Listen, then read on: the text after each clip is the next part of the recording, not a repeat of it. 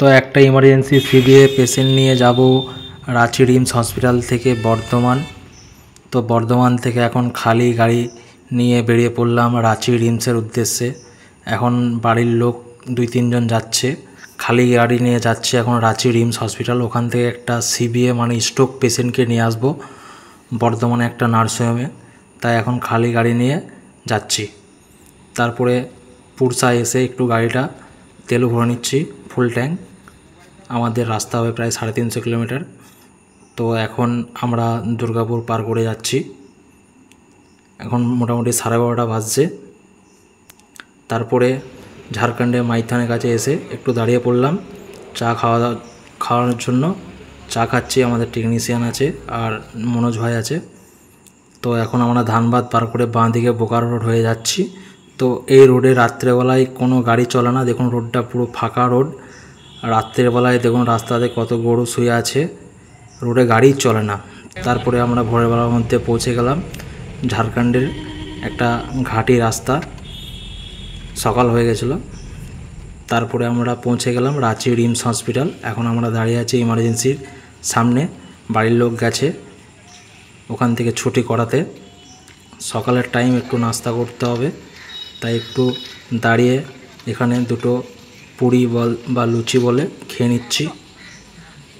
তো তারপরে বেরিয়ে পড়লাম, গাড়িতে তুলে নিয়েছি পেশেন্ট, এবার বেরিয়ে পড়ব রিমস থেকে। এখন হসপিটাল থেকে বেরোচ্ছি। এটা হলো ঝাড়খণ্ডের রাজধানী রাঁচি একটা সরকারি হসপিটাল, রিমস হসপিটাল। তো এখন রাঁচি শহর থেকে বেরোচ্ছি। তো আমাদের ডিস্টেন্স প্রায় 340 থেকে 50 কিলোমিটার রাস্তা।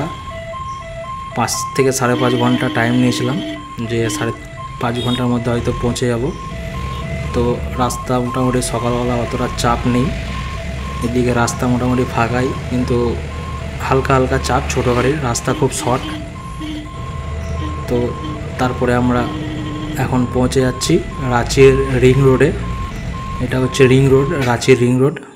তারপরে আমরা ওরমাঞ্জি বলে একটা জায়গা, ওটা এখন পার করে আমরা যাচ্ছি। তারপরে আমরা একটা ঘাটিতে প্রবেশ করছি। এই ঘাটিটা দেখুন কতটা ডেঞ্জারাস ঘাটি, পুরো শর্ট রাস্তা আর দুদিকেই গাড়ি যাতায়াত করছে এই রাস্তাতে। রাস্তাটা খুবই আঁকা বাঁকা, রাস্তাটা না দেখলে আপনারা বুঝতে পারবেন না কতটা শর্ট রাস্তা। দেখুন পুরো আঁকা বাঁকা রাস্তা। তো এখন আমরা পাহাড়ের ওপর থেকে নিচের দিকে নামছি। এখন দেখুন কত শর্ট রাস্তা আর এত টার্নিং, একদম পুরো পাহাড়ের ওপর থেকে আমরা নিচে দিয়ে এখন নামছি। আর মোটামুটি একটু ফাঁকাই ছিল রোডটা, অতটা চাপ নেই, বড় গাড়ির চাপই নেই। 2-1টা ছোটো গাড়ি আসছিল, কিন্তু রাস্তা মোটামুটি এদিকটা ভালোই আছে। আর বৃষ্টি হচ্ছিল আসার সময়, এখন একটু বৃষ্টি থেমে গেছে। হালকা হালকা বৃষ্টি হচ্ছিল একটু আগেই, এখন থেমে গেছে। পুরো পাহাড়ের ওপর থেকে আমরা নামছি। পাহাড়টা প্রায় 6 থেকে 7 কিলোমিটার, কিন্তু আমাদের অসুবিধা হচ্ছে না। কিন্তু মাঝে মধ্যে টার্নিং আছে, দেখুন টার্নিংগুলো কত খতরনাক টার্নিং। দেখুন কত ইউটার্ন নিতে হচ্ছে। পুরো রাস্তাটা পাহাড়টা ঘুরি নিচে নামছে। খুবই ডেঞ্জারাস রোড। এই রোডে রাত্রে গাড়ি চালানো খুবই মুশকিল, কারণ আমরা ওপর থেকে নামছিলাম বলে অতটা আমাদের চাপ হয়নি। আর নিচে থেকে যারা উঠে তাদের খুব চাপ, কারণ আমরা যখন নিচে থেকে উঠলাম তখন বুঝতে পারছিলাম। তো তারপরে ঘাটি পার করে এখন একটা আমরা রোডে আছি। এই রোডটা হচ্ছে গোলা বলে, ঝাড়খণ্ডে গোলা পার করে এখন যাচ্ছি। হালকা হালকা বৃষ্টিও হচ্ছিলো এদিকে। তো তারপরে আমরা পৌঁছে গেলাম পিটারবের বলে একটা জায়গা। এই জায়গাটা দেখুন কত সুন্দর, চারিধার গাছপালা, জঙ্গল টাইপের। বৃষ্টি হচ্ছিলো হালকা হালকা। তারপরে একটা হোটেলে দাঁড়িয়ে পড়লাম খাওয়া দাওয়ার জন্য। তো আমাদের খাওয়া দাওয়া হয়ে গেছে, আমরা এখন দাঁড়িয়ে আছি। বাড়ির লোকরা খাওয়া দাওয়া করছে এখন হোটেলে। মনোজ ভাই বসে আছে, আমিও খাওয়া দাওয়া করে, এই আমাদের টেকনিশিয়ান। তারপরে আবার ওখান থেকে বেরিয়ে পড়লাম। তো এখন আমরা ঝাড়খণ্ডের একটা শহরের বাইপাস পার করছি, জায়গাটার নাম হচ্ছে বোকারো, বাঁদিকে বোকারো সিটি।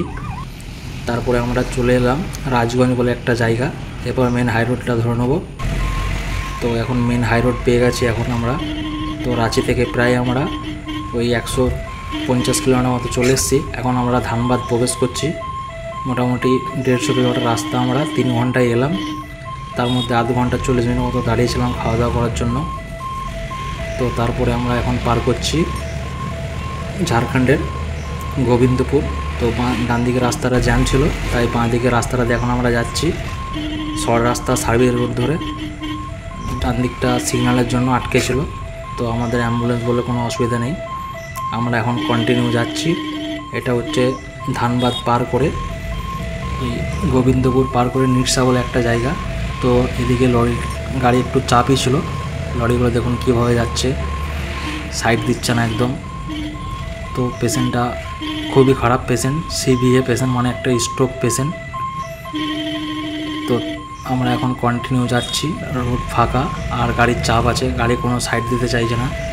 তারপরে আবার খুব জোরে বৃষ্টি পড়ছে। তো এখন আমরা মোটামুটি চলে এসেছি ওই ঝাড়খণ্ড ব্যাঙ্গালোরের বর্ডারের কাছাকাছি। খুব জোরে জোরে বৃষ্টি হচ্ছে দেখুন, আর এই গাড়িটা দেখুন আমাকে সাইডই দিতে চাইছে না। তো যা হোক করে ওকে সাইড করে আমরা পার করলাম। তো এখন আমরা এই মাইথন পার করে চলে এলাম ওয়েস্ট বেঙ্গল বর্ডারে প্রবেশ করবো। আমাদিকটা এই ব্রিজটার এই পারটা হচ্ছে ঝাড়খণ্ড আর এই পারটা হচ্ছে ওয়েস্ট বেঙ্গল। তো গাড়িগুলো সব দাঁড়িয়ে আছে চেকিংয়ের জন্য। এইটা বর্ডার পার করলাম, তারপরে আমরা একটা হসপিটালে পৌঁছে দিলাম বর্ধমানে। 6 ঘন্টায় 340 কিলোমিটার সুস্থভাবে পৌঁছে দিলাম।